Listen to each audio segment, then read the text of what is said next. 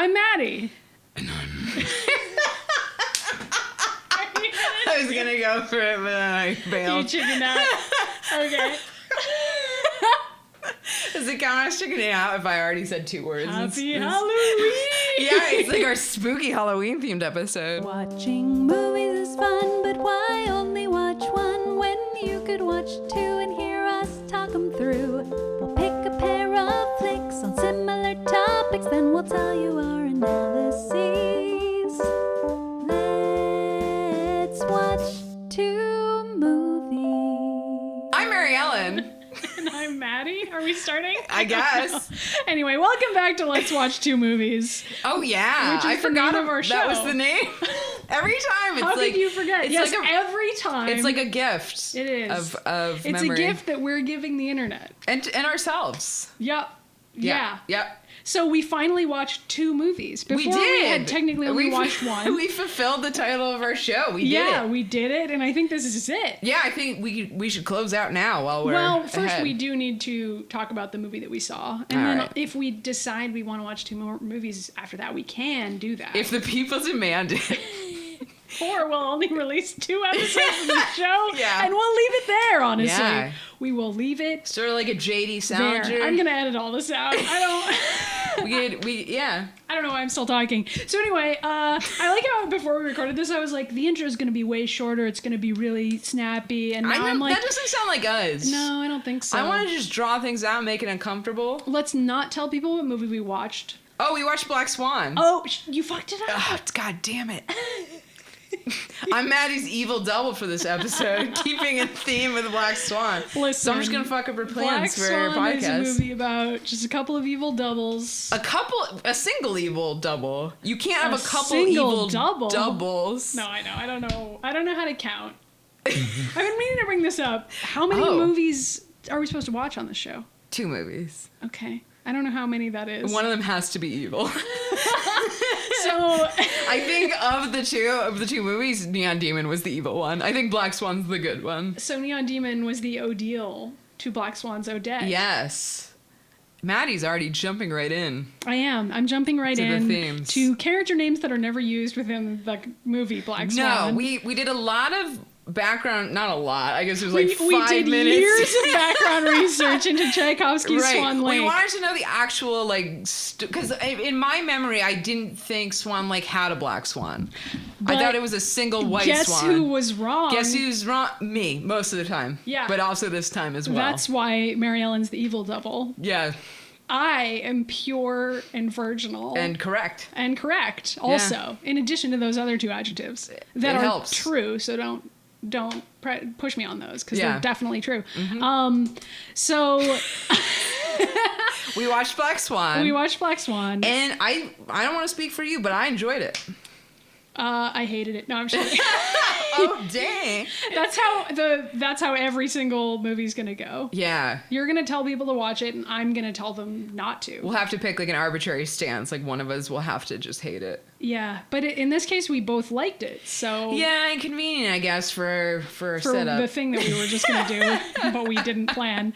So I guess we're just gonna leap right into reviewing it.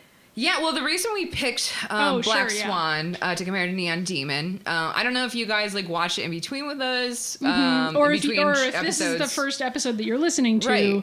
Right. The way that this show works is that we. Why would they listen to the second episode? I don't know. All right, catch them up.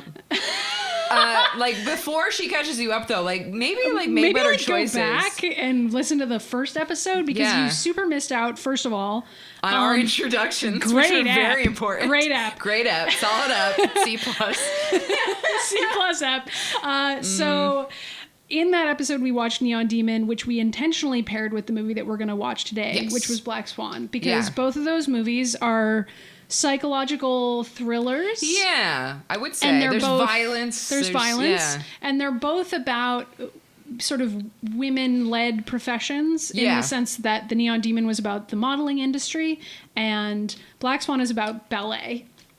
Yes. And they're also both movies with a lot of lesbian subtext. Undertones, yeah. I feel like overtones the in Neon Demon. subtext is text in both movies. Except We can talk about that. Yeah, we can get there. And I mean, we didn't do this intentionally, but it's something I mentioned a little bit at the end of the last episode.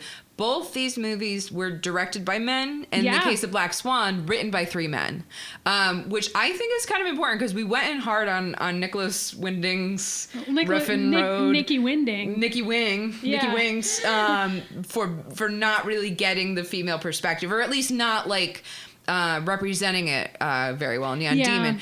And so I feel like, to be fair, like, we've decided to be fair to men. Just this episode, though. I feel like we don't want to set like a precedent, but in this episode, we're gonna, I feel like we're gonna give these guys props. I mean, I think both of us kind of took away from Black Swan just preliminarily that we were like, wow, men wrote and directed this, right? Because there's a lot about like the female experience in here that I'm surprised like dudes were able to effectively capture. So like props. That's awesome. Which is not to say like all men are bad at this, but I think it takes. I think if anything, it's the opposite. It's an indication that if you try, then you can make something that's really great. You too. You can make something that is outside of your lived experience. Yeah. It's possible. It just, you have to, I don't know how try hard. I don't know how these guys put this together, but we'll send them letters. We'll write them. Yeah. How did you not fail at this endeavor? That'll be the title of the letter. I checked out their IMDb pages a little bit. They haven't done anything really else. Come away with an answer. They did, like, one of the guys also wrote The Skeleton Twins, which I saw. Okay. It was like pretty good. It was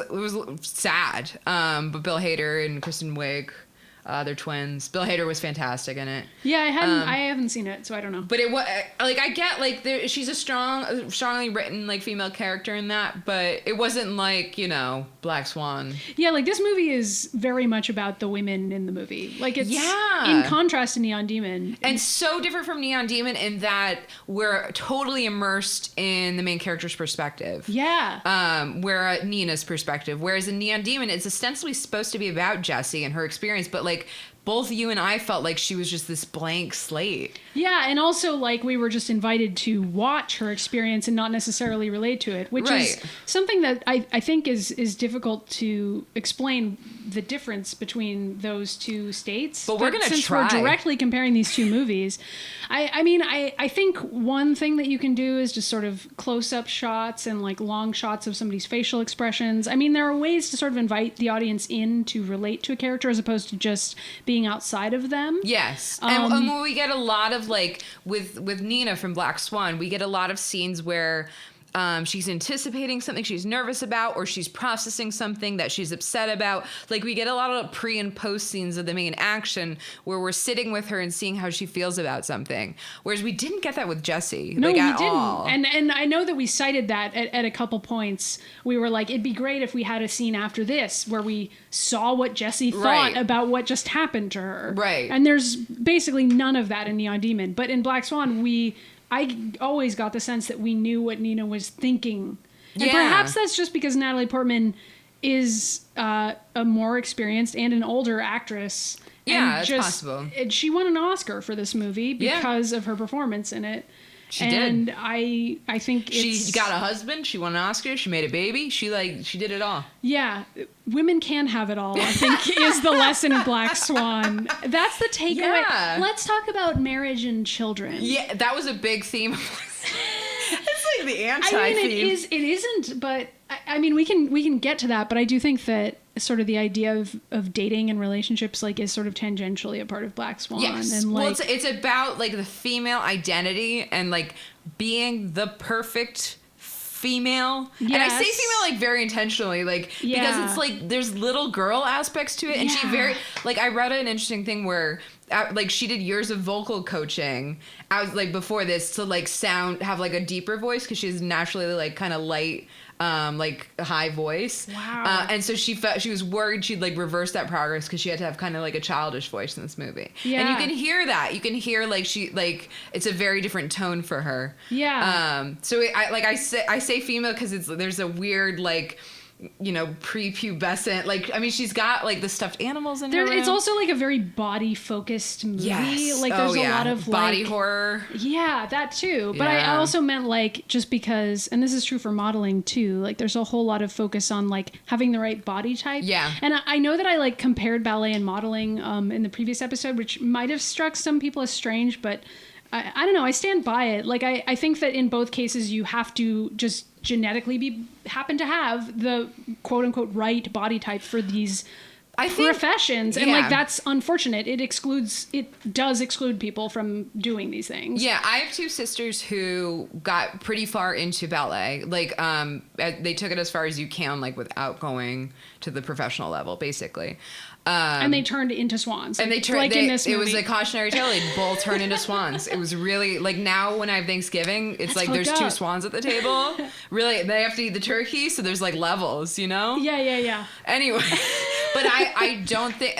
Also, me and these two sisters, we very rarely like the same movies. Black Swan is like one of the rare movies we all like. They both love this movie. Yeah. And so I think they would agree with you. Like from what I hear of their observations of this world and stuff like that, like they would talk about some girls and be like, yeah, she's really talented and really great, but there's no chance she could go professional because she's short or she has really thick legs or that sort of thing. Or like different sort of the way that your legs move or what shape feet you have. Or like there's other strange things. If you're short and curvy, like you probably can't be a professional ballerina. Yeah, and it's pretty messed up. It is. And it could, because it's supposed to portray this like ideal of femininity and grace and that sort of thing, and so you have to be this like waif. And I don't want to trash all ballerinas or say it's necessarily unhealthy, but I think it's very easy. Models for that matter. Sure, but I think it's very easy in those like really heightened like body focused environments for it to go to an unhealthy place. Yeah, or I would sort of say like correlation causation.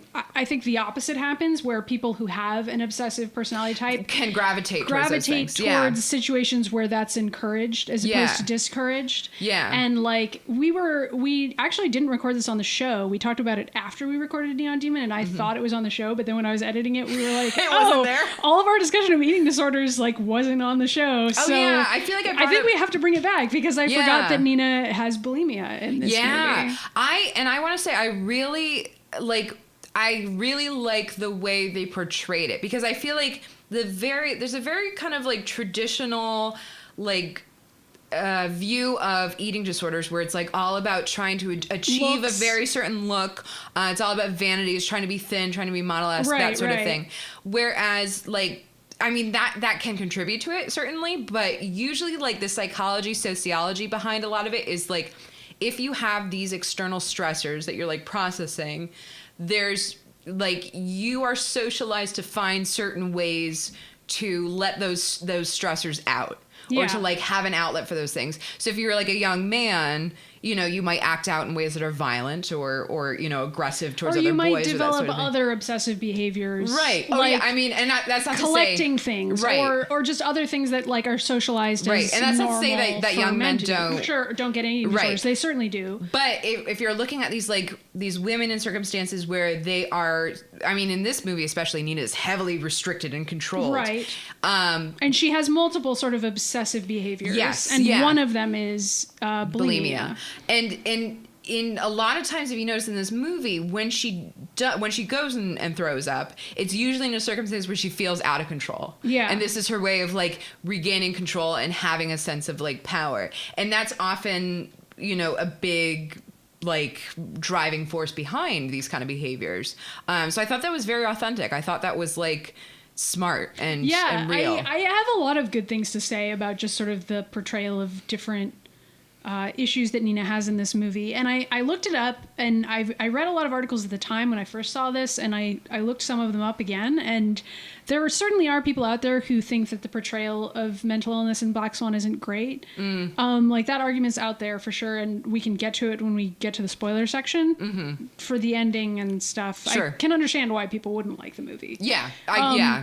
But in terms of just accuracy, there's been a lot of articles out there about how this is a good portrayal of sort of dissociation and like some of the other things that happen in the movie are arguably quote unquote accurate. I mean, it's debatable, but as far as portrayals of different mental illnesses go, like bulimia, dissociative episodes, and just the different obsessive behaviors that she has. Potentially paranoid schizophrenia. Right. Yeah. Yeah. Like those things, at least according to some experts, are well portrayed in this movie. Right. But again, it's debatable, and I don't know if it's also like it's real. To be fair, like it's really hard to portray mental illness well, and I feel like we're only just getting there. Yeah. As far as like the canon of American film. Oh yeah, and I think like ideally there would just be more films that are respectful. But I think that this is potentially a movie that is in the the green light column in the sense that I would still recommend it to people, and I do,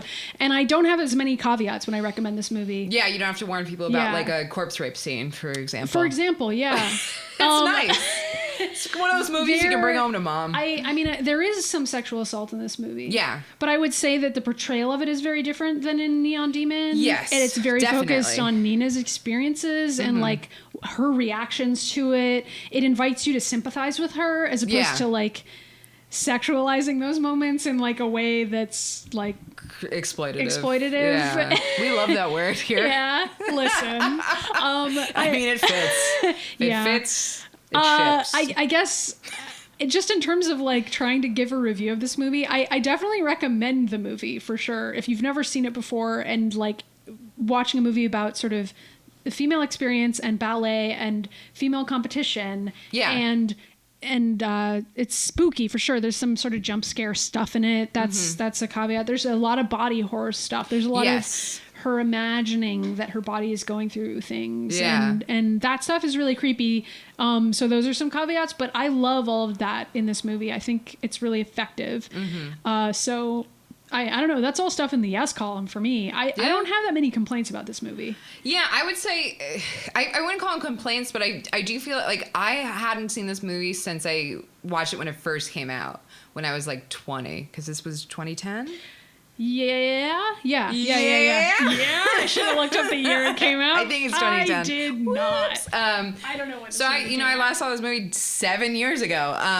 And so I remember it feeling like a lot more serious then. Oh, and this time it almost versioned to camp at some points for me. Oh yeah. But I that's interesting because when I saw it, before I saw it, some of my coworkers at the Phoenix were talking about it because I worked there at that time. Yeah. And they were like, it's so campy. It's just like a total cornball movie. They like went too far into it. And then when I like genuinely enjoyed the movie, I was like, do I have bad taste? Like this movie is dramatic, yes, but I wouldn't necessarily say that it's just like I don't know. Say it's like, whoa, total camp fest. Yeah. Like I would say Neon Demon's campier than this. Oh, for sure. Yeah. And I think there's like little humor, like release valves in between. Like we get a scene with Nina and what was Lily? Lily, yeah, is Mila Kunis's character. Yeah. We get a scene with Nina and Lily meeting like boys at a club and talking to them. And there's a little bit of like audience awareness there, where the guys are like, "What's Swan Lake? I don't care. This seems really stupid." And whereas we've been following for the whole movie up till now, like Swan Lake's the thing, and the Swan Queen is like all this is very meaningful. And so to get that break where it's like I don't care, like, are you gonna fuck me or not? Just like a couple of guys who are like, I've literally never heard of this. Right. I'm not familiar with this apparently iconic story. Right. And then like her cell phone goes off in the middle of the conversation and it's Swan Lake. That actually was funny to me pretty much every time. Yeah. That her cell phone is the Swan Lake song. Right. So like there's a self-awareness about it. But I don't think it's total camp all the time. Like, no, I don't especially towards the end. It's very intentionally horrific. I think so. Yeah. And the horror parts of the movie, I don't watch a lot of horror movies. You watch more than I do, I think. Oh, constantly. My life is horror. So like I don't know what that means. Oh my god. Every day I wake up and I'm like, you know what? I say The Cage of Capitalism is a horror movie that we all are witness to. That's a great point. Thanks. That's just like insuring my my other podcast about the class struggle, the election. Oh God, no! We're missing another presidential debate to record this. I think every like kind of political event we should schedule recording. I think this feels like a safe space. This is like an inside joke with ourselves, but during the recording of this episode and during the recording of the Neon Demon episode, there were the two presidential debates. Yeah, that we're intentionally avoiding. We missed them to do this. Kudos us. Yeah, we did it right, everyone. So anyway, watch this movie instead of the presidential debates. It's already too late for you to do that by the time you listen to this, but sorry, I don't know. By the time you hear this, it'll be too late. Oh my God. Oh God. Why did I bring that up? Okay. Yeah. I was trying to I'm so sorry. review this movie. Yeah. I don't remember what I was going to say. You said you would. Yeah. Oh, I was saying I thought that the horror parts of this movie were actually really scary. Yeah. Less so this time because I knew they were coming. Right. But when I first saw this movie, like, I mean, we can get into this more in the spoiler section, but there's like some violent shock parts that made me jump a lot when I saw them the first time. Yeah. And I mean, they do a really good job of building a sense of unease because you start to slowly realize that our narrator is highly unreliable. Like Nina's perspective can't be trusted.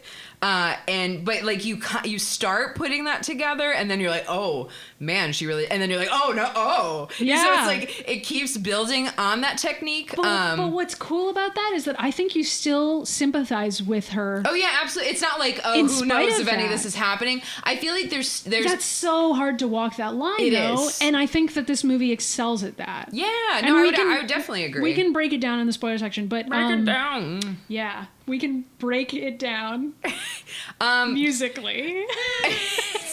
We can remix Tchaikovsky's Swan Lake in the spoiler section. Oh my God, that's such a good idea. I don't know if I know how to do that.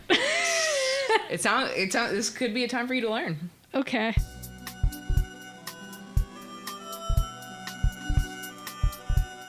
Overall, I recommend this movie. I think, it's not totally straight-faced psychological horror.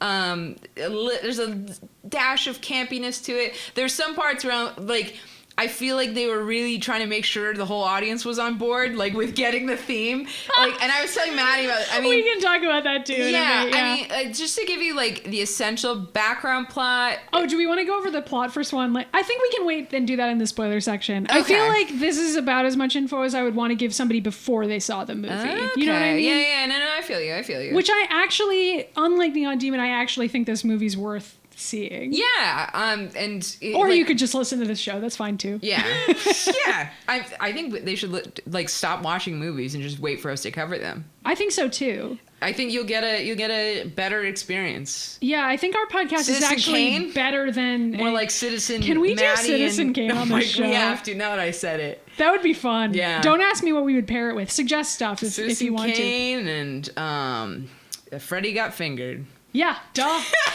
That's like an obvious. I don't know why you had to ask, but I don't know why it didn't come to me. Honestly, what's weird is that I've seen both those movies. I've seen Citizen Kane.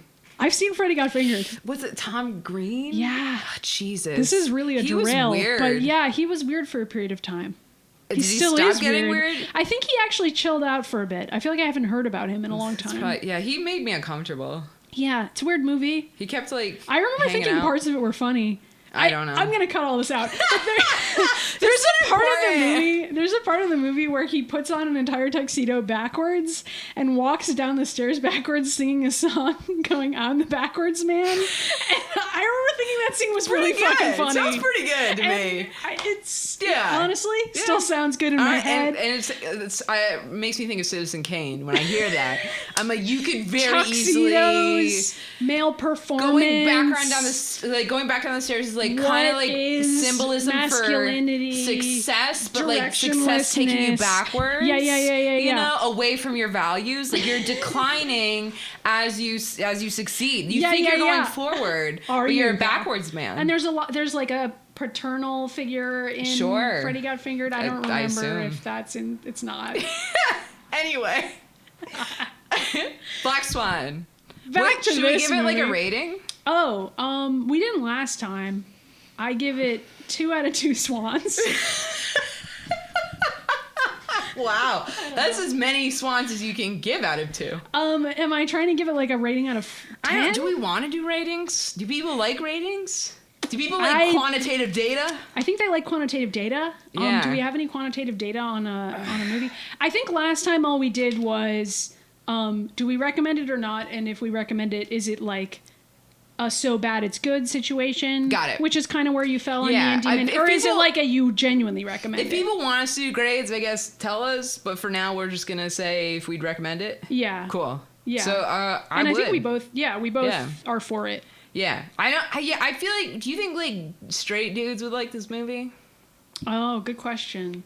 I feel like women would probably like this movie. I think so. Yeah.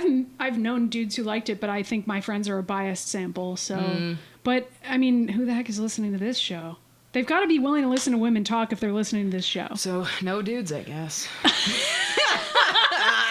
Just kidding. You're a dude listening to this. I got you, Windings. Oh my god. This is just a secret vendetta show against Nicholas Winding Refn. I like that we said that in unison. That was cute. Yeah, it's because we're both swans. Oh, I'm the evil one. Yeah. I was going to ask, but we've already established that at the top of the show. Well, you don't have to be. I mean, things could change at any time. That's true. Okay, so Spoiler Town? Yeah, should we go? One-way train. Should we get on the train to Spoiler Town? Yeah.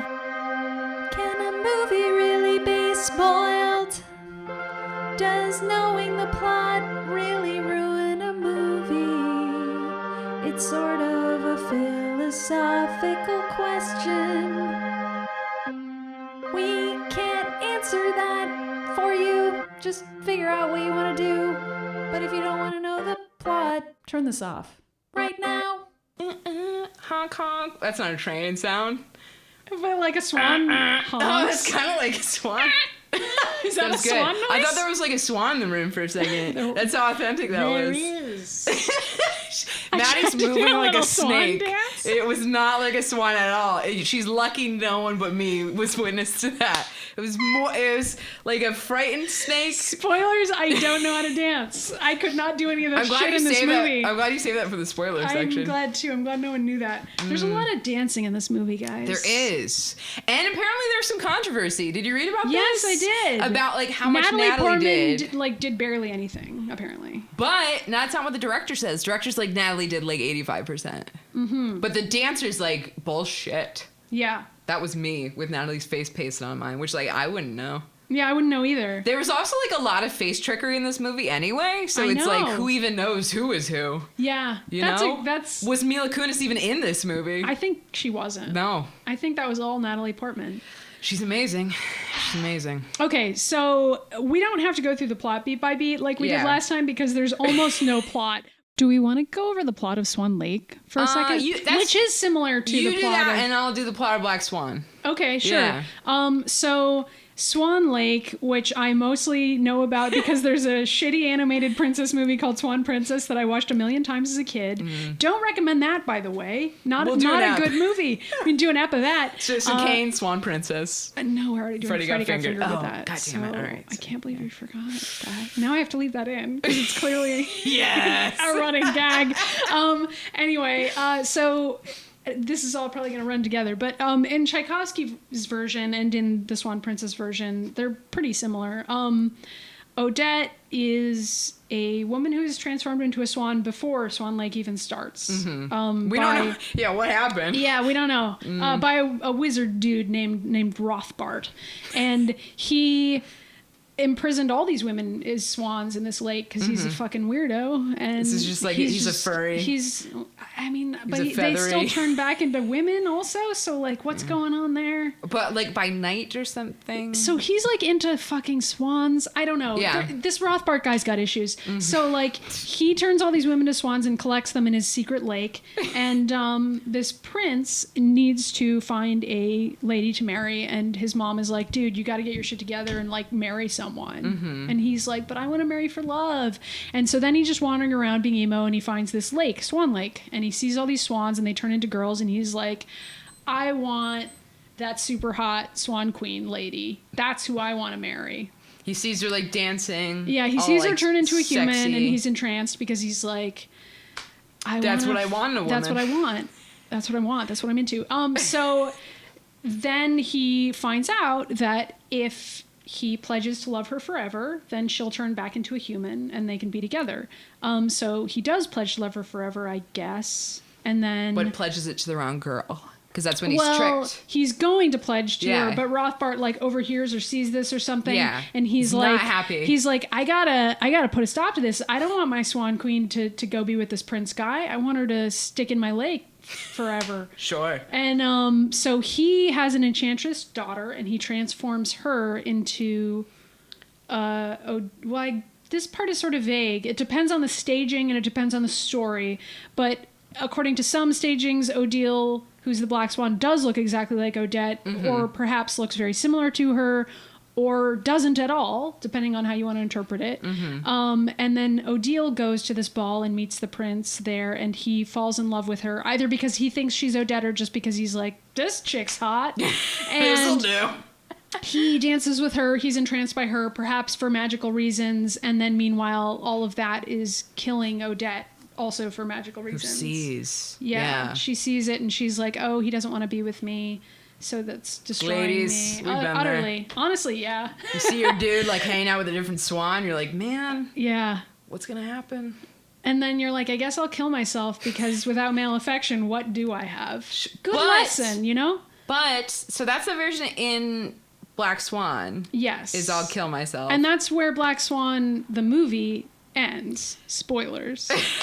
Right. But we also read that there's other versions. In the ballet. Yeah. Where the prince is like, no, I loved you all along. And he kills himself and they kill themselves together. Right. Or in the animated version that I saw that's kid-friendly. No one kills himself. He realizes that he was wrong to fall in love with Odile, and he leaves her, and he ends up with an Odette in the end, and true love prevails, and they end up being together. So either they're together in death or in life. That's sort of a happier ending than him just ending up with the Black Swan and like being a fucking clueless bozo. Right. We get the clueless bozo version. We kind of do. Yeah. It's not really clear what the actual end of the ballet is. Yeah, because she like looks to both of them and is like, peace. Yeah. She definitely killed herself. Yes. I don't believe he does. So do you want to go over briefly the plot of Black Swan? Which isn't necessarily the same as what I just said. Fam. Yeah. So Black Swan, there's like this really high anxiety ballerina named Nina, and she's like wonderful dancer, very technically talented, but like just can't like artistically kind of let go. And we kind of like realize this, but her instructor also says it repeatedly throughout the movie.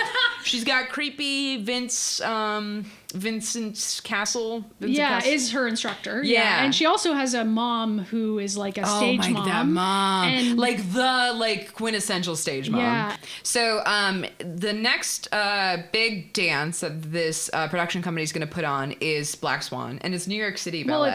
Well, I guess it's Swan Lake. Do they? Oh yeah, it's Swan. Sorry, it's Black Swan the movie. It's very meta.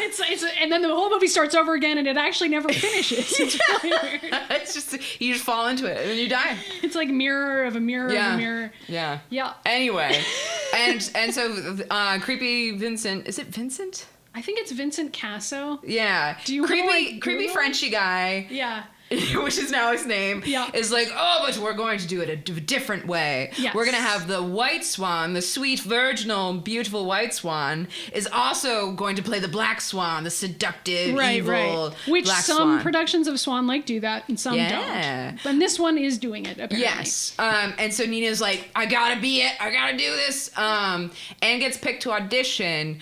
But right from the start, he's giving her feedback, and she can do the sweet virginal white swan, but he's like, the black swan's just not there. Yeah. Because she's not seductive enough. She's not sexy and evil. Right. And all this shit. And he gets really creepy with that by she tries to meet with him one-on-one to be like, I really want this. I know I can do it. And he makes When does Lily show up in the movie? Lily shows up right in the beginning. Right. Okay, so there's just this other dancer. Simultaneously, Lily played shows up. Played by Mila Kunis. Yeah. she shows up at the beginning. She's from San Francisco, where everybody's free and gay. Yeah. And she is our double. And like right from the beginning, there's a lot of like evil double imagery. Like there's like the shot in the subway. There's which the I subway. love. Then there's a lot of like every time Lily enters a scene, it usually starts at the back of her head, or she's coming out of the shadows, and we or like like later on in the movie they put Natalie Portman's face over hers. Yeah. So there's a lot of like Natalie Portman's character keeps thinking she's seeing herself exactly on the street, and just like seeing Mila Kunis and seeing her own face. And Lily's always dressed in black, of course. Yes. In case we didn't get it. Yeah.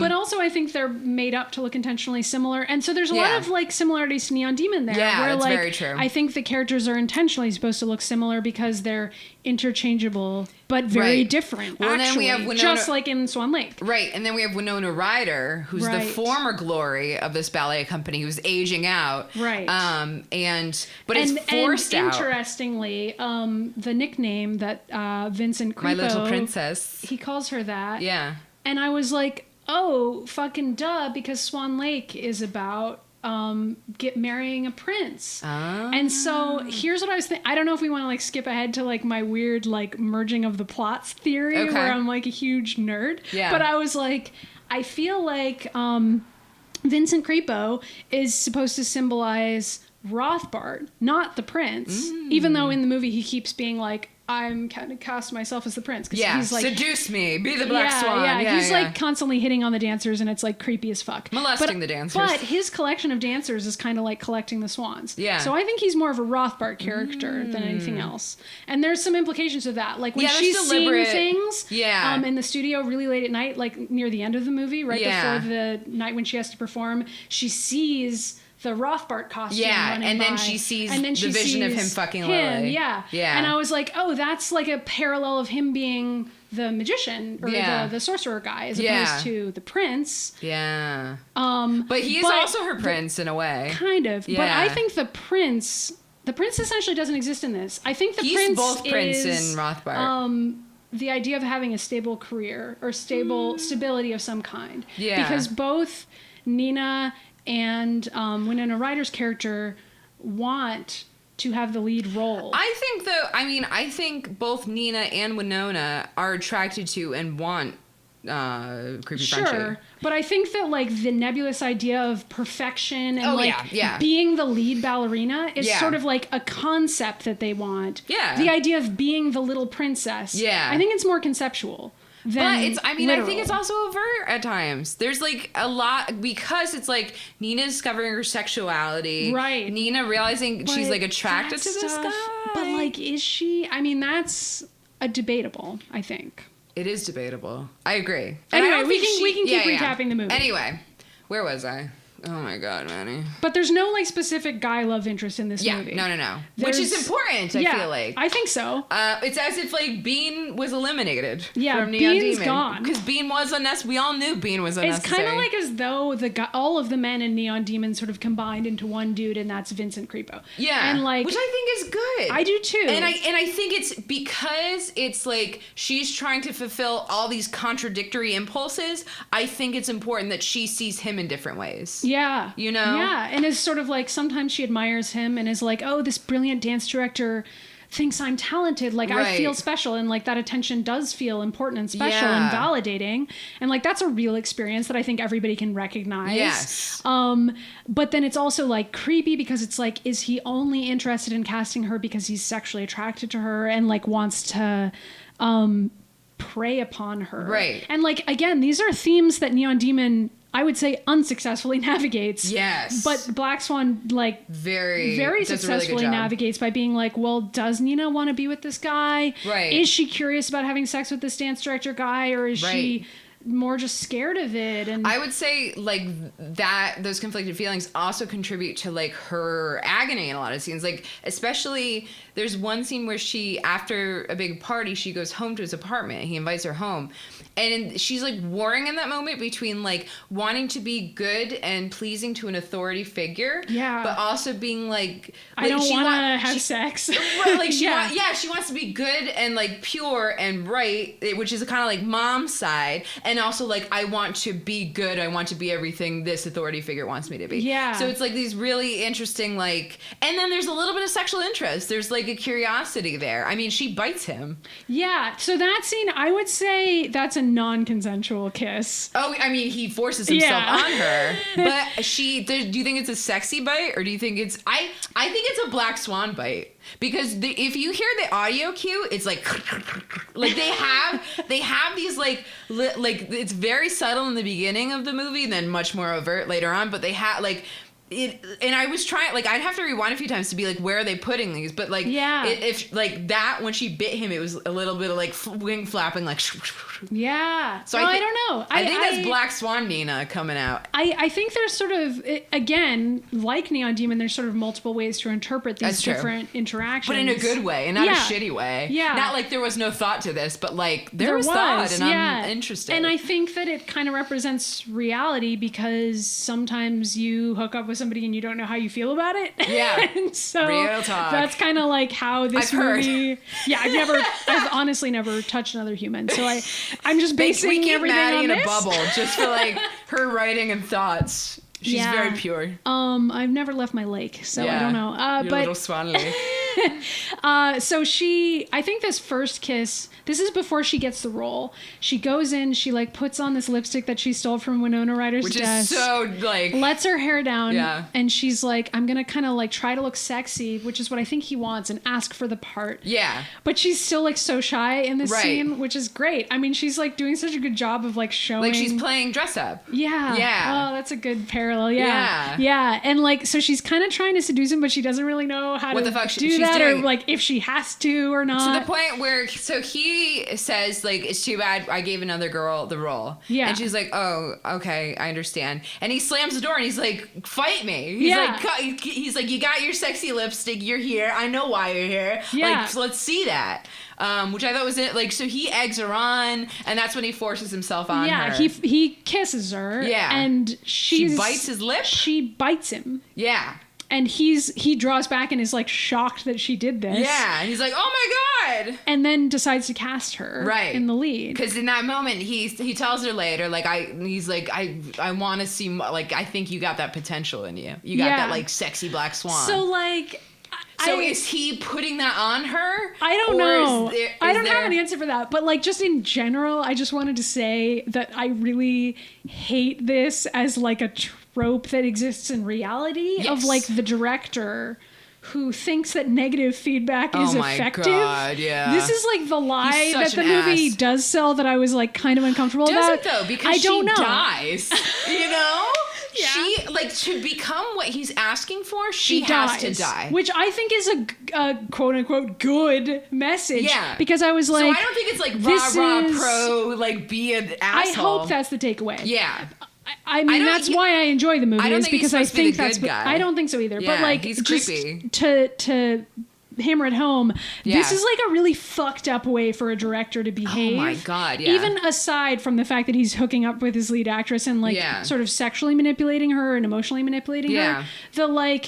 The fact that he constantly insults her, like that's... And tells her to go masturbate at home. Yeah, that's weird. But I mean, like when she's performing in front of him and he's like shouting insults at her, like about her performance, that's like demonstrably ineffective. And asking other dancers if they'd fuck her. Yeah. Yeah. So that scene... Okay. Yeah. That was one of the scenes where I was like, this is too corny. Like, that scene went too far for me. Well, the funniest thing is that's her husband now. He's like, would you fuck this? And apparently, like, he was like, sign me up. She's dancing with the guy who plays the prince. Break me off a piece of that. And we're supposed to believe that Natalie Portman, who's like a knockout, is a frigid bitch, as Winona. Ice queen. Frigid little girl. That's what Winona says. Which is weird. Usually frigid is old and little girl is... I mean, they don't say frigid. They say prude. Frigid. I guess. Winona says frigid little girl. Look it up. Okay, I believe This is our first fight on the podcast. I believe you. So we're supposed to believe that this prince guy doesn't want to have sex with her. Yeah. And we kind of have to be told this by this scene because I don't think it's clear. And there's a few moments in this movie where the director has to spell out like, you're not doing a good enough job. And like, as a non-ballet dancer, every time anything happens, I'm like, it looks good to me, honestly. Yeah. And I mean, this is one of my my critiques about this movie is like it works very hard to make sure we're all on board with like, you're beautiful as the white swan, but you're no black swan. And he says it like 50 times. Yeah. I'm like, I think we get the concept. But like, I don't at any point buy it because I'm like, well, so of course she can do it. It has to be told to us, but apparently it has to be told to us like 200 times. Yeah, because I don't think they think we're gonna buy it. Right, and they do something, like they have Lily intentionally like smile and like laugh and have her hair down. And so we have, and like, whereas Natalie looks constantly stressed and like freaking out.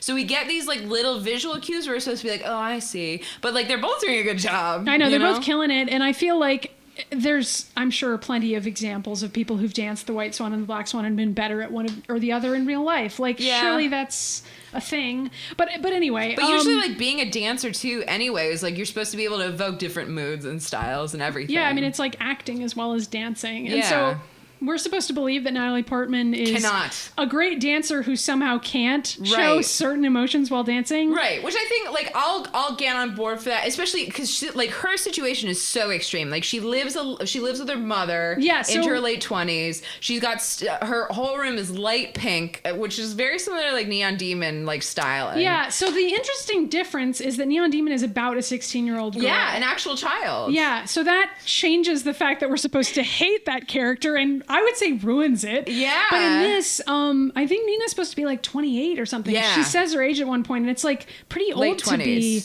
only now getting a big part. Right. And her mother, and that's emphasized, is like this is like her last chance in a way. She's been in the company for like a decade or something and hasn't gotten the lead ever. Right.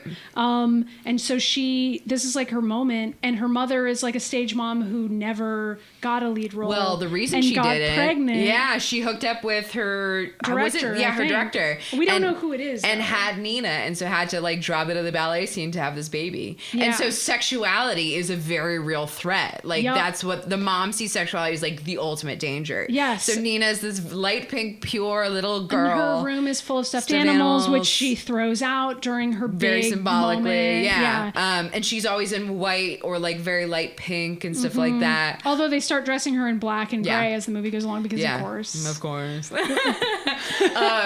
But yeah, and so it's a very extreme, heightened thing. You know? Like the overprotective mom thing. I loved that though. I was like, good. I love that this movie is like primarily about like a maternal pressure and like she's evil. Yeah, but like her mom. So there's sort of like some implied history of abuse stuff with her mom. Yeah, which she's very like. Nina has no bodily autonomy. Yeah. If her mom demands to look at a part of her body or touch a part of her body, the mom gets to do that. So it's very scary in that way. Like it's and she doesn't have a lock on her door, and so has to like jerry rig like a piece of wood to put it up against at some point. Creates sort of a makeshift lock. And I didn't understand how that lock worked, by the way. Didn't work, honestly. Like, ruined the movie for me. Her mom sits in her room and watches her sleep the masturbation That's scene. like that scene, interestingly, was like, I do remember my guy friend saying that was the scene that creeped them out the most. And I was like, really? It's kind of funny. I know. I was like so there's a scene where Nina masturbates because creepy guy told her to go home and masturbate. Go home and I think the implication is she's a virgin. I think so too. Yeah, because again, it's never stated like in Neon Demon. Oh no, Neon Demon, she does state it. She lies and says she isn't. Right. And I think Nina does the same thing. Nina lies and says she isn't. She says she isn't, but I think you're supposed to believe she is. Right. So actually, that's another parallel. There are so many parallels that it was like weird. I wonder. I'm a pretty good movie I wonder if Winding Road watched Black Swan and was like, and then like I got it. Drank a bunch, jerked off, and then like wrote Neon Demon. Oh my god, we're being really mean. Come and fight me. If Nicholas Winding Refn agrees to be on the show, like I will talk with him and be much more respectful. Until then, the blood feud continues. Okay. The only other blood feud I'll have is with Christopher Nolan. Okay. That's the two. I feel like we can come up with a lot more blood feuds. So I don't know if you want to cap it. I don't know if you want to put a cap on blood feuds. I should probably rank them at some point, too. Yeah, we'll figure that out. Yeah, all right. People like rankings, I think. Oh, they love rankings. Yeah, so top 10 blood feuds on this show. Top 10 Mary Ellen blood feuds. This one was a classic blood feud. Went on for like 2 years. So. Should I write like a blood feud theme song? If you want. I like your voice is so like cute and like fun. And so I know. I I can only write like synth pop stuff because of the voice I have. I would love a synth pop Blood song. Feud. But you have to wait till like there's some instance. No, of I know. We'll wait until it becomes an actual segment. Yeah, pocket it for now. Cool. So anyway, the masturbation scene. Yeah, so there's a scene where Nina is masturbating and she's like getting really into it, and then all of a sudden it like smash cuts to her mom asleep in a nearby chair in Nina's room. Yeah, with a big like horror movie. Yeah, like, and it's like I think it and then it does a cut and zooms in or something. It's like super corny. Right. And then Nina like didn't realize Freaks her out. mother had fallen asleep in her room. Yeah. And so she's like, oh, and then like climbs back onto the covers and is like breathing really fast and like terrified. Like, oh my God. Like what would have happened if she'd seen me doing this shit? Yeah, but she didn't. Right. But like sexuality is the bad guy. Yeah. But like, so I just thought it was funny that like the guys that I remember watching this movie were like, really funny. That scene, oh my God. And I'm like, is this like a terror that that men have? Like your mom seeing you masturbate is the worst thing you can imagine. I get that this is like a guy fear, but for me I was like, that's not the biggest fear of this movie. I think the biggest fear is like societal pressures and like bulimia. Destroying yourself for the sake of your career. Making every possible sacrifice in order to get ahead. Sexual and like literally dying abuse. because of like how devoted you are to being perfect. To an idea that's impossible. Yeah, to like a literally impossible, unachievable. Not scary. That's fine. Honestly, that doesn't bother me. Yeah, I think that says a lot about men and women. Guys, this is the most gendered. Guys, I'm really sorry. I'm sorry we're throwing men under the bus again. But we listen, need to have like a man men week. made this movie, so we need to have a man week. Do we? Can we have the guest? Can we have a man as a guest? I'm saying no right now. The movie The Guest. I think that's about like toxic masculinity. I've never seen that. Well, we can check it out. We'll figure it out. There's so many movies about toxic masculinity, though. No. We gotta narrow the field. I think that's the one. Okay. We can pair that with The Prestige. Oh my gosh. Talk about blood feud. Anyway. Yeah. What do we want to cover next? We've covered a bunch of stuff. Basically, blah, blah, blah. She gets increasingly suspicious of Lily. And gets really paranoid. In her head. So and Lily keeps trying to. I think. Do you believe Lily's genuine in trying to be her friend and support her? I think so. I think so too. Okay. It would have scared me if you were like, I think she was trying to take me down. I think you're supposed to think that Lily is right, really but then just trying to be Nina's friend. As we realize that Nina is really not reliable, we start to realize like, oh shit. Yeah, like Nina frequently is disassociating in this movie, and it happens more and more as the movie goes along. Yeah, and I think she starts seeing things. Yeah, and I think the biggest break happens when so Nina and Lily have a few spats, and miscommunications and misinterpretations and stuff like that. And just so, in the ballet studio. Right. Just, and so Lily, to make amends, comes out to her apartment, her mother's apartment, and is like, let's go out to the club. Yeah. Like, let's just hang out and get to know each other. They meet Tom and Jerry, but the guy's other name, who, Winter Soldier himself. Bucky Barnes. I did not recognize That's him. why I texted you and said, hey, it's the Winter Soldier. Do you think I just said that out of nowhere? Yeah. Guys, this gives you context to the sort of shit I send Maddie. If that did not faze her or make her curious at all. Oh, hey, it's the Winter Soldier. That was Bucky. Or Sebastian, what's his face? I think it was like an... He was question. You were like, sounds right. Sounds like Mary Ellen. I do send you weird shit. Like, you do, to be fair. You do, and I probably thought it was like a reference to something else in the movie. I don't know. It was literally him. But like Bucky Barnes is in this movie, and I forgot. Anyway, so she goes to the club, takes ecstasy for the first time, drinks. I think has sex with. Are we to believe her when she says she has sex with them, or do you think she was just egging her mom on? I think she was egging her mom on. Okay, so but maybe, I mean, we do see her making out with a random guy in the bathroom. Yeah, and there is a cut in time where she kind of loses time. Yes. And then goes home with Lily. She thinks, and this I don't think happened. Well, and so it didn't happen. Yeah. Because Lily is clearly confused. And this is, I think, our first clear break from reality, where we as an audience there have been like a few other brief ones, but this is the first like very long scene. Yeah. Where Nina is seeing things happen that are not happening. Right. But so we, the viewer, don't know what's real and what isn't. Right. She gets in a cab with Lily. Lily like starts seducing her and like feeling her up and stuff like that. They get back to Nina's house.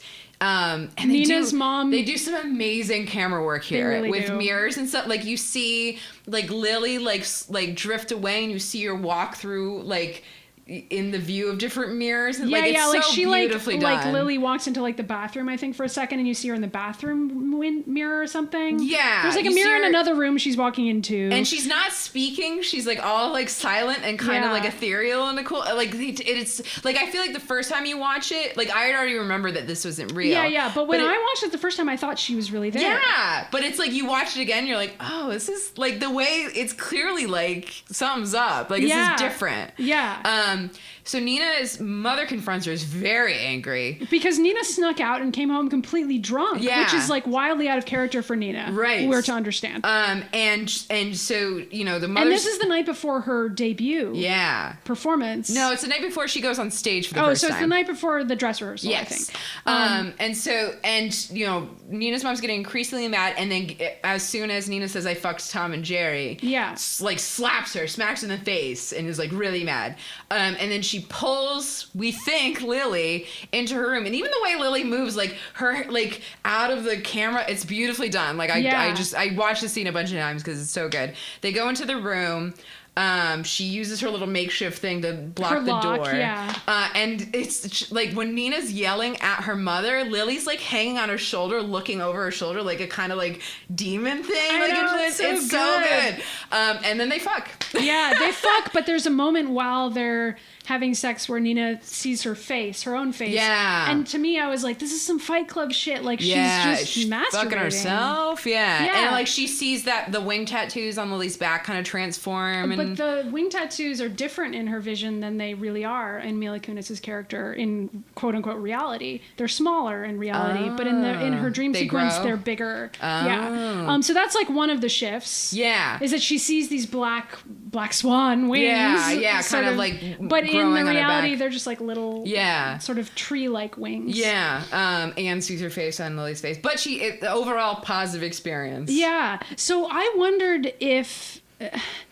I mean, I know that you're supposed to think that she's attracted to the director guy. Yeah. But I felt like you could sort of make a case for this being like a lesbian discovery. Yes. I mean, she could just be pansexual. That's fine. Mm-hmm. But I feel like there's a case to be made that part of this movie is her realizing that she's gay and then being really scared and being like, I can't accept that that's possible. I think you can absolutely do a queer reading of this text. Yeah. Basically. And so when I was watching it again, I felt that way more so than I did the first time. And I was like all of her interactions with Lily, I felt were sexual tension. Yeah. I in watching it again, I was like, this is way more interesting because like she's like nervous to talk to Lily and she like is always looking at her. Yeah. And there's the other girls in class are like, why is Nina always staring at me? And like I did hear that. That was something that girls used to say about me when I was a kid. Really? Because I would check out girls.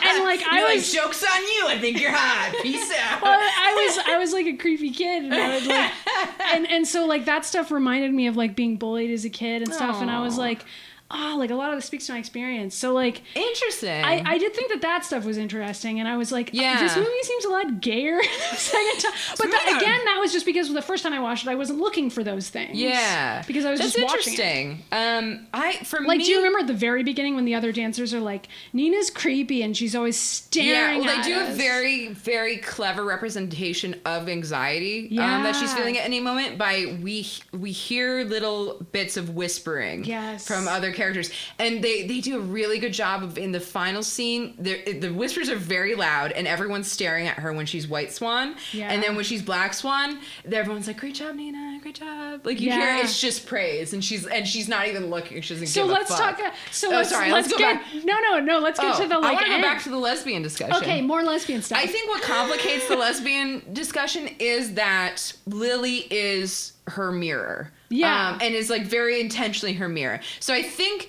like there is a narrative there where it's like her like a lesbian attraction, but I think it's complicated by the fact that it could be interpreted as Nina and her own like sexual self. Yeah. Because that's what Black Swan is. Yes. And you know, clearly we're supposed to know Lily is Black Swan. Yeah. And in that scene, Lily gets her face. Yes. And there's other times where her and Lily swap faces and that sort of thing. So I think it's like you could have both those narratives in there. Like it doesn't have to be one or the other. And I think it's just like the idea of her having any sexual awareness at all is what's being awakened there. And it's very frightening. So whether it's being gay that's frightening or just being a sexual sexual person at all that's frightening. Yeah, and I think that's the latter is more just like, no matter who I'm attracted to, the idea of being attracted to anyone is like... I'm making a face. But I also, what was I gonna say? I also found the interactions between Nina and Lily much more interesting this time around. But for me, it was because I saw it through a lens of like, if you like the pressure to be like a great, like the perfect woman necessarily creates a lot of like tension with all other women because of like the way we see male attraction. It's like a finite resource, and you have to be, and you see all other women as like slutty threats. But it's also literalized in this movie because there's literally one main role that they want. But that's like a perfect like metaphor for like how it like that like interfemale. I mean, in like reality, envy. That's not. It's not true. the fucking case. And I think like generationally, I think we're getting better. I hope. I think we're backsliding. Honestly. But I think I know for me, I can at least say, like, talking my own personal experience, it had to, like, I had to make a conscious effort to, like, if I thought other women were like pretty or if they were they're better at performing femininity. I think every woman has to kind of unlearn this. Yeah, instead of being like that bitch or like she's slutty or something like because that, you're to like be like, trained. Look how cool this girl is. Yeah, or to be like, oh, this isn't somehow taking away from who I am. Because we see that. I mean, we see that fucking everywhere. Yes. And like even like kids movies, like if you're a not cool girl in school, you have to hate the cool girls and like the popular girls and stuff. And also, like, there's always only one girl in every Regina, group. Regina George. Well, or like in action movies or whatever, male-dominated movies. True. There's like always one token girl. And so like, technically, a lot of times we are competing for like one spot. Yeah. Which is fucked up. It's super fucked up. And in male-dominated professions, that's like literally often true. Right. So like, but even within the ballet world, we're like sort of seeing this, where like they're all competing for the affection of one guy, and it's also literal because he's having sex with some of them. Right, so it's both sexual and professional. Which is fucked. Obviously. Yeah, because and Winona we see with like... And we understand that Winona Ryder's character was involved sleeping with him romantically. And he's done she with her. was his little princess. And she's aged out. Yes. And she tries to kill herself, I think. Yes. She throws herself in front of a car. Yeah. So let's talk about the suicide stuff. Do we want to get to it? So where are we? Are we going like plot wise, or are we just talking? Yeah, okay. We're just kind of fucking around. Just, I don't know. Dancing around the subject. We're kind of going semi-chronologically. Yeah. So Winona Ryder's character tries to commit suicide pretty early on, and there are a lot of parallels drawn between sort of her trajectory. Oh yeah. And Nina's trajectory. Well, Nina's in her dressing room stealing all her stuff throughout the movie. Yes. Trying to embody Winona. And eventually Winona Ryder's character is no longer in the dressing room. She moves out and it just becomes Nina's dressing room. And so she's literally putting on her lipstick, putting on her jewelry, putting on, like, using her nail file. Yeah, all the trappings of femininity. Right. Because that's what she wants to be. She wants to be Beth, which was Winona's character. And she wants to be perfect. And that word's used a lot. Oh, yeah. But unlike Neon Demon, I didn't feel like it was, like, overdone, where, like, people are like, she has something. Because it was she has it. Well, it was always, I need to be perfect. I want to be perfect. Not like, she's perfect. No one thinks Nina's perfect. No. And like, but she keeps repeating that, and it's sort of tied to her other obsessive behaviors. Yes. Like she's got scratching, like she's got it's a like tendency picking. to scratch. It's called picking. It's actually called or whatever. I think that's if you pull your hair out only. Yeah. But if you Google picking, it's you'll get some horrifying links. Yeah, don't Google images. Yeah. Just be careful. Yeah, just like if you bite your nails a lot or pick your lip a lot, which I definitely do. Mm-hmm. And Nina does some of that. She picks her nails, which I used to do a lot more when I was a kid. And they do like body horror stuff with that. They do too. a lot of body horror stuff with that. Well, and she scratches her back compulsively. And because we see her seeing her reflection do it menacingly. Yeah, and like she can't stop her reflection from doing that. And so like deliberately cutting her fingernails in half and shit. Oh.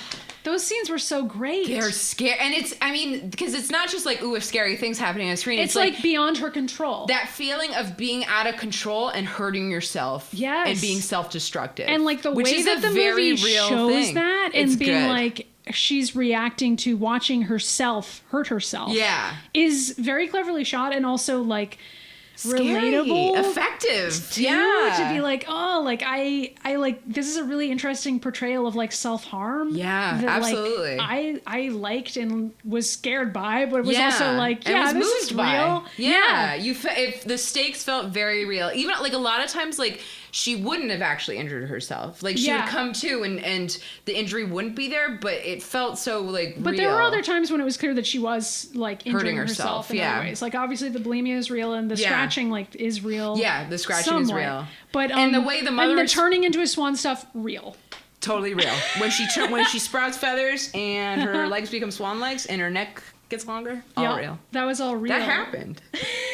I'm skipping ahead. I wanted to talk about the parallels with Winona first. Sorry. So I think we're supposed to understand that Winona doesn't have exactly the same set of issues that Nina does, but she has some similar obsessive behaviors and at least self-harming behaviors. Yeah, and it's not so much about Beth herself as it is the role. Yes. Like the role kills you. Yeah. Having to be this woman kills you. Yeah. And it killed Beth like slowly. Yeah. And it killed Nina quickly. Well, they both sort of commit suicide. Yeah. Well, we don't really know what ends up happening to Beth. Yeah, we don't. Okay, so Beth jumps in front of a bus near the beginning of the movie. And clearly damages her legs to a point where she probably can't dance anymore. Yeah, but she'd already retired, so it's kind of like... But she was forced to retire and was still a beautiful dancer. I know. That's what Nina says. Yeah, but she's too old, so it's... Fuck it, you know what I mean? Right. Fuck it. Anyway, so her legs are destroyed. Yeah, and Nina's horrified by this. She sees her in the hospital. So Nina goes to visit her in the hospital, and they're not like friends. Like I think I interpreted this as like it's fucking weird that Nina's visiting her. Yeah, she has an obsessive relationship with Beth. Yes, and is trying to be her, but is like afraid of her. Yeah, and like confused by her. And like before the bus jumping situation, Beth goes to Nina and is like angry and jealous and it's like drunk. Oh, are you having sex with the director now? Like fuck you. And Nina's like, not everyone has to. It's very Jessie-esque. Yeah. Was that Jessie-esque? Yeah. The parallels and like there. Beth is like angry and insulted that Nina's basically implying unintentionally, I think, that she like was sleeping with the director and didn't have to. And right. That's kind of insulting and sure. But I think Nina's just unwittingly like, but I don't know. Right. Well, I think there's a little bit of bitchiness. Yeah. Maybe not as much as Beth picked up on, but it's hard to say. So yeah, I guess I don't know. But what happens towards the end with Beth's narrative? She goes to visit Beth in the hospital multiple times. And the second time, she's like, I wondered if this was real, actually. I don't think she really goes to the hospital the second time. So we'll tell you what's portrayed on screen. She goes to the hospital and tries to return all of Beth's things. Yes. And she's in the midst of like a paranoia crisis. She's terrified. She thinks Lily's going to steal this role from her. Yeah. She's realizing that she's remembering things that may have not happened. We've already seen a few scenes that have been confirmed not to happen. So the audience at this point is already in a space of like, what's real? What's not? Right. We've been primed for that. Yes. And so, but Nina herself is scared. And so she...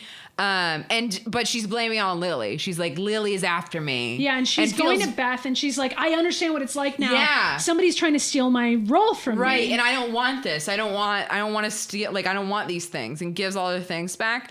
And Beth breaks them up like, what the fuck? You know, they're like, why did you take my shit? Right. And then Nina says, I want it to be perfect like you. Yeah. And Beth says, perfect. And then she goes, I'm nothing! And starts repeatedly stabbing herself in the face with the nail file. Which would not work, by the way, because they're not that sharp. It's literally like right in there. It's disgusting. It was so effective as fuck, but it was disgusting. It's so terrifying. Over and over, and she goes, nothing. Like, oh. And so Nina and then flips shit, runs away. But Beth, like, runs after her. No. Doesn't she? No. I thought she, like, she's in a wheelchair. And, like, she's in a wheelchair. But Mary, I know she's at Nina's apartment when Nina gets back. Because she, like, sees her. Oh, yeah. I forgot about that. But Nina runs the elevator, goes to hit the button. Yeah. Her hand's covered in blood, and she drops a bloody nail file. Yeah. So that is like the first, like, holy shit, is Nina hurting people? Did Nina just stab Beth in the face? Yeah. In a moment of, like, insanity. I know, but I was just thinking, like, is Nina even really here? Right. Did she see Beth? Yeah. Like, where is she now? Because right now, we don't know. Yeah. And there's a lot, like, that happens towards the end of the movie. We don't know how much of it is real. Yeah. But I don't think Nina actually does hurt anybody. That's my headcanon for this movie, is that she only hurts herself at any point. Which is given room to believe that, you know? Yeah, and it's also, like, accurate to reality. Like, usually mentally ill people hurt themselves. Yeah. Unintentionally or intentionally or whatever. Yeah. And very levels of intent. Right. Like, and that's what this movie is, unfortunately... The end result is that she gets back to her apartment. She's hallucinating. I know that... That was the scariest scene for me. I know. I mean, not like scary, but it was like... It's like a classic jump scare where she like turns on the light and Beth is standing there in the kitchen in the background covered in blood. And rushes after her. Yeah. But that's like. But clearly... I don't think she stands up. I think you're right. I don't think she stands up in the hospital. No. But she is like standing and like rushing around the apartment. Yes. But isn't really there. No. And Nina. She is really there though, right? Yeah, she's really there. And Nina runs into the room of like all the pictures her mother paints of her, which is so weird, creepy. So her mother really like just sits around painting pictures of Nina's face, which is fucking weird. It's so weird, but like so her, like classic Nina's mom. But and all the pictures are screaming at Nina and like moving and when Nina goes stop, they go stop and yell back. It's terrifying. I know. It was really, and so she's ripping them down. Her mother's like, "What the fuck's going on?" She's like, "Ah!" Runs into her room.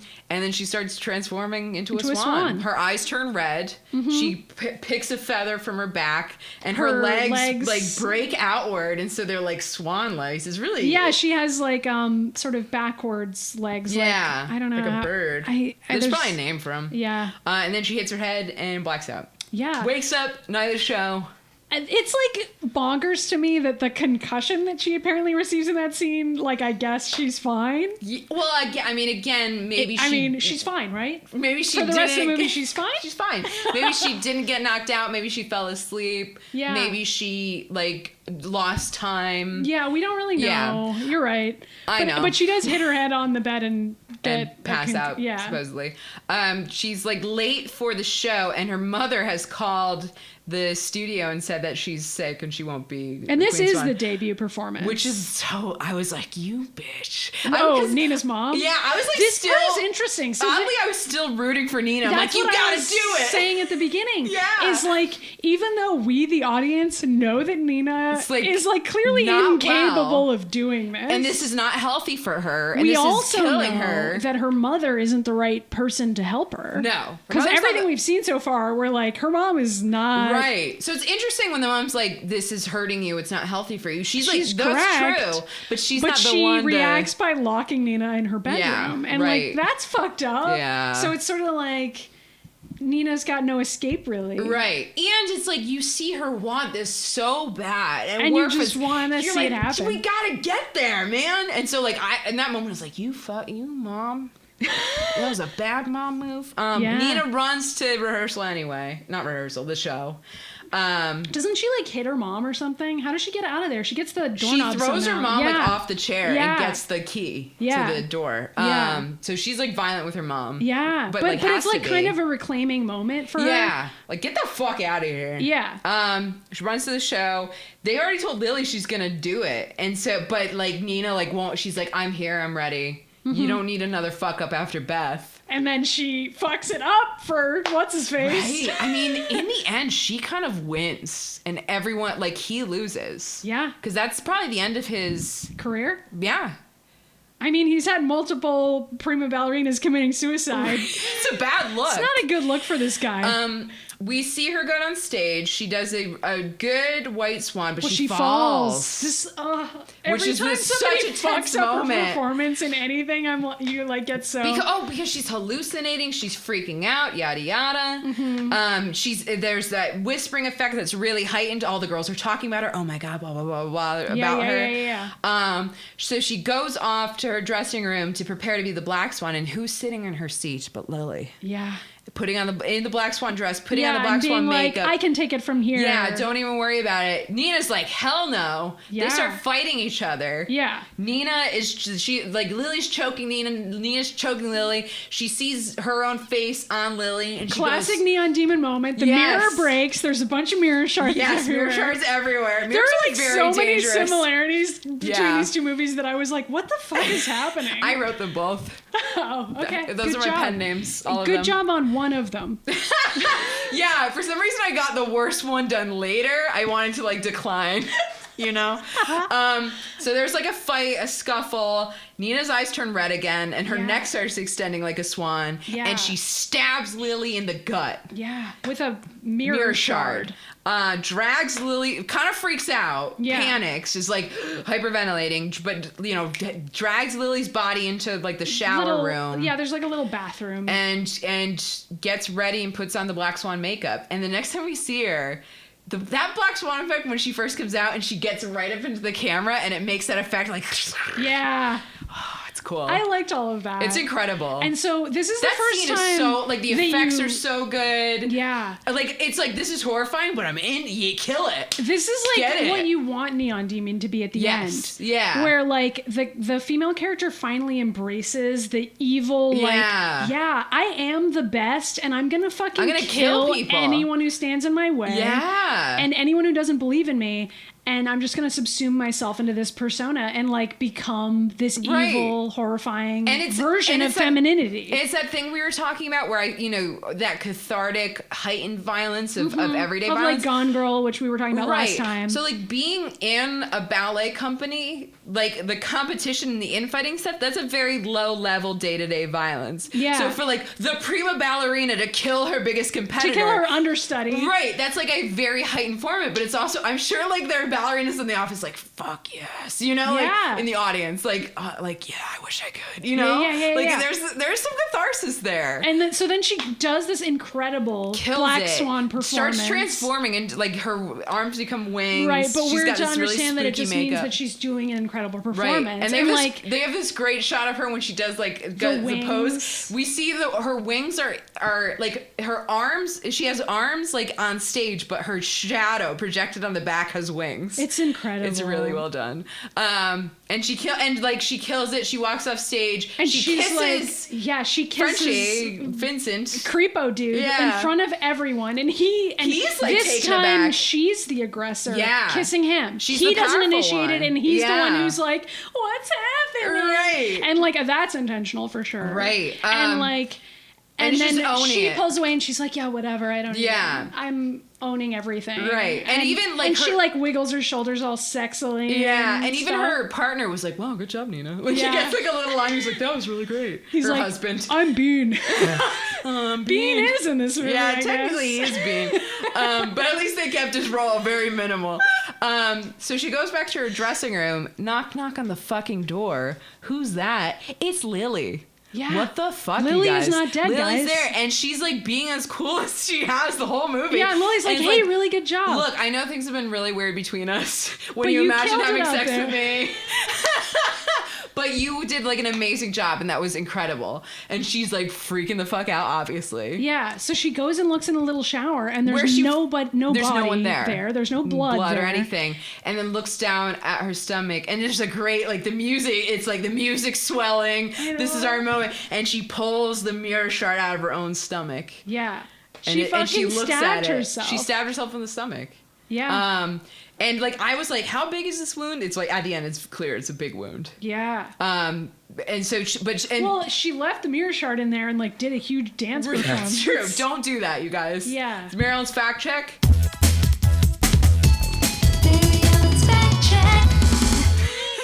Fact check. This isn't a fact. It's Marilyn's life advice. If you have a mirror shard jammed into your internal organs. I don't know that this would work. And this was actually a complaint that I had when I first saw the movie, where I was like, how did she do these dance performances? I think by the end, we're supposed to just kind of give them a little bit of freedom here. Yeah. Like, we're to understand that whatever she's done effectively killed herself, but we don't really know. But she makes it through to the end of the show. She does. She's a trooper. Yep. But it's this beautiful moment because it's supposed to echo the moment of like the white swan deciding to die. Yes. It's like however she knows she's going to die. She's like, this is taken my life, and I gotta go out there and do it and just dance. I mean, like, which is crazy. Yeah. But in this world, is like that's what Nina would do. That's absolutely what she would do. It is. And it's like almost like her, like she's like self-actualized in that moment. Like that's like her owning like everything. Yeah, and I mean, so the first time I watched the movie, I was like not sure what the takeaway story was, because I was like, is this saying that she has to destroy herself in order for this show to be complete? And like, I didn't really like that message, but she has to destroy herself to be the Black Swan. I think I like your interpretation better, where it's like, in order to be quote unquote perfect, you have to literally die. And like, that's not a good thing. No. But the first time I saw this, I was a little conflicted about it, because I was like, is this movie saying do this? Yeah, like, well, you could sort of make that argument, right? Like, yeah, like her performance is beautiful, right? But I think what we're I think that like what we're supposed to find beautiful is that it's almost like the ugly part was the Black Swan. Right. We're supposed to find that frightening. I mean, the makeup is frightening, the sound effects are frightening, that sort of thing. And she like murdered somebody. She's bad stuff. She's clearly not Nina anymore. We don't recognize her. She's very removed. And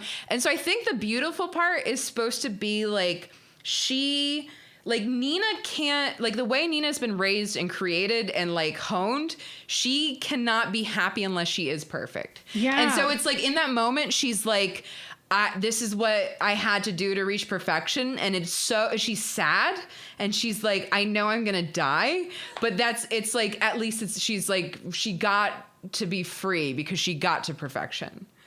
So it's not supposed to be like great. I think it's supposed to be like really tragic. It's like she is a girl who was crafted to achieve perfection, and this is what you get if you achieve. You can't be a healthy or happy human being. Yeah. It's sort of, it's a cautionary tale, but it's almost like a cautionary tale for everyone else in the story. Yes, that's what I'm saying. I think that's why it's not like, do this. I think it's like, fuck you, fuck you, fuck you. Look what you did to her. But Except Lily, who I think comes out looking Lily's fine. great. I love Lily. Lily's my hero. But it was kind of shitty for somebody who was like on drugs for their first time. Like, keep an eye on her. Yeah, I know. Anyway, but it's like, fuck you, fuck you, fuck you. Like, but she is like, you've destroyed her, but look, she's gonna like fuck all you guys on the way out and do it with like aplomb. I think that's the beautiful part of it. And I think that's that turn in that moment. I think so. Because I found myself at the end like, you know? And it's like weirdly celebratory in spite of the fact that she dies doing this. Yeah, she goes out, she does the White Swan routine. Like why it felt celebratory or like a victory, because she's dying. Right.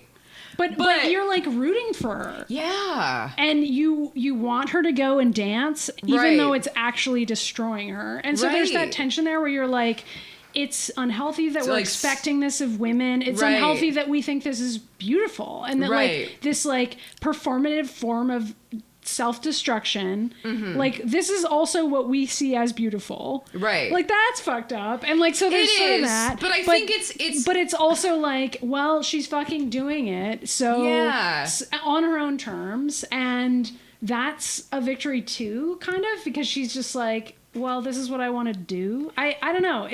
Well, it's like, I feel like she doesn't have an option. Yeah. It's not like at 14 she could have been like, I don't like ballet, Mom. Basically was like, you are going to do what I didn't get to do, which is become a ballerina and become very successful. Yeah. And live with me until you're like 30. Right. Which is absurd. It's insane. I really want to know why she never moved. I have like a lot of questions about that entire dynamic. I was like, how did this relationship get to this point? It's so crazy. Yeah. But it's so interesting. It is really interesting. Like, it's great. Almost nothing happens in this movie, like, plot-wise. But there's so many good little moments. So many parts about it that are, like, you wonder what happened. Like, you want to know more about her relationship with her mom, and, like where she almost throws out the cake. Yeah. Like, that is, like, a 1 second scene where you're like, oh, the mom's also cuckoo crazy, really unhinged. Yeah. Like her mom makes her this fancy strawberry cake. Yeah. And Nina's like, I can't eat that, Mom. Or I just want a little piece, and then that's too big. And when she says it's too big, the mom's like, fine, I'll just throw it out. And she like almost throws out this entire huge, beautiful sheet cake into the trash. Yeah. And it's like, and Nina's like, no, I'll eat the cake. I'll eat the cake. I'll do whatever you want, right. Mom. And her mom's like, okay. Yeah. And you're like, ah. That's our first hint in the movie, I feel like, that like mom is not right. And then like, well, there's a lot of little hints. Yeah. Like her mom being like, just asking like too many questions and being like, wear that sweater, honey. Yeah. And the way she touches her and but yeah, no, I think in the end, it's like, in the end, it doesn't really matter. They play that song at the end. The way she Park. died, like she falls off the thing in the play where she's supposed to like jump off the cliff and falls onto the mattress, but is like clearly bleeding out. Yeah. At the end of the movie. And the end shot is so good. It's because at first we have Frenchie's hand on her face. Yeah. And he's like, "What did you do, my little princess?" Yeah, he calls her his little princess. Yeah, finally. Yeah. That was it. She got it. That was what made me think that, like, the little princess thing was more symbolic. I mean, like, yeah, he's the prince, I guess, but it's also like, oh, now it means she's attained perfection. Yeah. But also she's dead. And so, like, that was why I interpreted it that way. Because I was like, the only way you can be perfect is to, like... To die. Yeah. Or to just utterly destroy yourself. And like, Beth doesn't die. I don't think we think she dies, but... Yeah, we don't know what happens. But her career dies. Yeah, exactly. And she tries to kill herself. Yeah. And, like, Lily, she's like, oh, shit. Like, when she's bleeding out, basically. But... Final shot is his hand gets out of the way and it's just a close-up of Nina's face and she's like happy and content. Yeah. And it's all white around her in this white mattress. And then it goes out to white and we hear applause and people cheering her name. So it's like, it's supposed to be eerie as fuck because like they're cheering her death. They're cheering her destruction. But they don't realize she's dead yet. Right. So it's like... and like that's the last thing she hears basically is what we're supposed to get. And so it's like, it's beautiful, but it's like ugly, but it's tragic, but it's there's so much there. It's great. And I loved how when she looks out at the audience, she like looks at her mother and her mother is crying. Yeah. And I think you're supposed to think that her mother like realizes what's happening on some there's level. Something there. Like her mother sort of recognizes the truth, which is like, oh, my daughter has completely destroyed herself for this. Yeah, I don't know what we're supposed to get. I think that it's sort of implied. Yeah. It's not like her mother's proud. I don't know. I think she is. I mean, we don't know. Yeah, it's hard to tell. But I got that look as Nina being like, fuck you. Oh, yeah. Like that's... The whole ending is like that in a great way. Yeah, she's... And she, I mean, that line of like, you can't have another scandal after Beth. Like on a level, she knows this will destroy the company. So she's basically like, fuck all you, like, so it's like a weird, and I like that. It's well, good. because she's like asserting herself finally. Right, but not, because she's fulfilled what everyone asked of her. But like what they asked was what fucked them over. It's really interesting. But it's also like, is this really what she wanted anyway? Or is it just what everybody else wanted for her? Yeah. And then she finally did it. Right. And like, shouldn't they be happy? Yeah. She fucking did the thing that her mother wanted her to do. The thing. And anyway, that director dude wanted. Yeah. So they deserve it, you know? Yeah.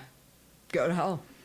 It's like the ultimate like young person suicide ideation fantasy. Oh yeah. Like, oh, I'll show them. Yeah. You'll be sorry when I'm dead, Mom. Right. It's like a lot of that is like a very like. But it's also like this is fantasy. The one mom that deserves it. Oh, you know God, what I mean? yeah. Like, but I mean, I think there's like sort of a fair reason why that's like a depressive fantasy. Yeah. It's like why don't these people really appreciate, like, I think anybody who's like had depressive episodes can kind of relate to that and be like, yeah, I'll fucking show you guys. I'll do everything perfectly for once and then I'll die doing it. Fuck you. Like, it's like amazing. It's adolescent. It's a very adolescent impulse. So anyway, that's why I like the movie. Black Swan. Done. We did it. We watched two movies. We watched 2 movies, and we're gonna watch 2 more movies. Do we know what we're gonna do next? I kind of want to do the 50 Shades of Grey and Twilight pairing. But I'm thinking we should do Twilight first, because chronological, or maybe we could do... Yeah, maybe we should do, because 50 Shades is the fanfic version of Twilight. Yes. So we probably need... I, like, kind of know the plot to Twilight, because I saw the version of it... I read the books, all of them, so I will bring it. Oh wow, you're gonna probably school me. Not recommended, BT dubs. Anybody who's listening to this, I've heard they're like really good. They're really like high level. The best I've heard from people I respect about Twilight is that like it's an indulgent, campy little like read. Yeah, I mean like our friend Gita has talked about this. Like they're a thing about Mormonism, but they're also a story about a girl who wants to fucking be immortal. Yeah. And so you can sort of interpret what a combo. Yeah. So it's like no sex before marriage, but also I want to be an eternal monster. I want eternal power to be the most powerful vampire of all, which she does become. Which is so boring. And I mean, spoilers, I guess, for the entire Twilight series, she becomes really fucking powerful. But like, that's a fantasy too. Yeah. So I think both 50 Shades and Twilight are sort of like weird female fantasies. Yeah. So that might be a good direction for us to go in next. I think it'd be a fun platform to talk about fan fiction. Oh, for sure. Yeah. And like what that is like a cultural thing and how it's associated with women. The politics of consent and how women sort of create quote unquote safe spaces for themselves to have very unsafe sexual scenarios play out. Oh, we're gonna have good talks, Maddie. Oh yeah. Do you think we compared Neon Demon and Black Swan off? I think we did. Yeah. I think we did a throughout fuckload of comparisons throughout. Yeah. But just to polish it off, like watch Black Swan, I guess. I mean, I do think these movies were a really interesting pairing. So like as far as double features go, I thought this was like a really fun one. You're welcome. Good pick me. Yeah. I was surprised by how similar they were. And another similarity that we didn't touch on at the beginning was the Black Swan was like sort of an answer to that other movie, The Wrestler. I read a thing where he said originally he wanted them to be the same movie. He wanted to be about a wrestler in love with a ballerina, and then explore like this high art and then this low art and like and using your body for it. And then it was like, that's probably a bad idea. Which is probably good. It'd be weird if those two movies were combined. But it was supposed to be like a complementary piece. Yeah. And Drive and Neon Demon are kind of complementary as gender, well. According to Refn, because he was like, I did something from the masculine side and then now I'm going to try to do something about femininity. Nice work. Well, but I think The Wrestler and Black Swan, ironically, were trying to do the same thing. Which is interesting. I haven't seen The Wrestler. But I haven't either. But it received accolades. You know, people liked it. Maybe we could do a The Wrestler and Drive episode at some point. Oh, God, Drive. I haven't seen it, though, so... A woman's head explodes. Great. Sign me up, buddy. So anyway, if you're listening to this podcast and you enjoy it, then let us know what movies you want us to talk about. Yeah. I think, we've got... We just listed like a fuckload of movies you want to do. It sounds like we have the next two lined up. Yes, for sure. But if you're interested in hearing us talk about Freddy Got Fingered and Citizen Kane, they're going to demand it now, and I don't want to watch Freddy Got Fingered. It's really strange. I don't really want to watch it again either. I know. Pick us something different and go with Citizen Kane. Weirdly, you do want to watch Citizen Kane, though? I love Citizen Kane. Do you, actually? No, I don't. I've seen it multiple times. I've seen it for like multiple college film classes. I thought that guy was hot when he was younger, and I was surprised to see that because I've only seen him like old. What's his face? Hot guy. The guy who plays Citizen Kane? Yeah, what's his face? I like know. It's sad that Orson Welles. Yeah. Because he like got really ugly quickly. He doesn't. I would not describe him as hot in that movie, in Citizen Kane. But I'm not into older guys. Maybe I'm confused. But no, at some point he's young, and then he has to put on like he's young when he made the movie, and then he has to put on like old age makeup. Yeah. You know what? Maybe it's been long enough that I don't. That you forget the hot scenes. I forgot all those. I don't know. Maybe I'm saying this now, and like I'll look back and be like, "What the fuck was I saying?" I don't know. Do you want me to cut this out? Cut all my parts of this podcast out. Honestly, like I don't need this. Honestly, like of all the movies for you to be like, wasn't that guy hot? Citizen Kane is not. I kind of like it though because it's held up as like esteemed canon, and I'm just like objectifying a dude in it, so I'm like into it. Yeah, I'm into that. I guess I'm just surprised because I don't really see it. That's like my type though. Exclusively is like Citizen people Kane. Who are dead.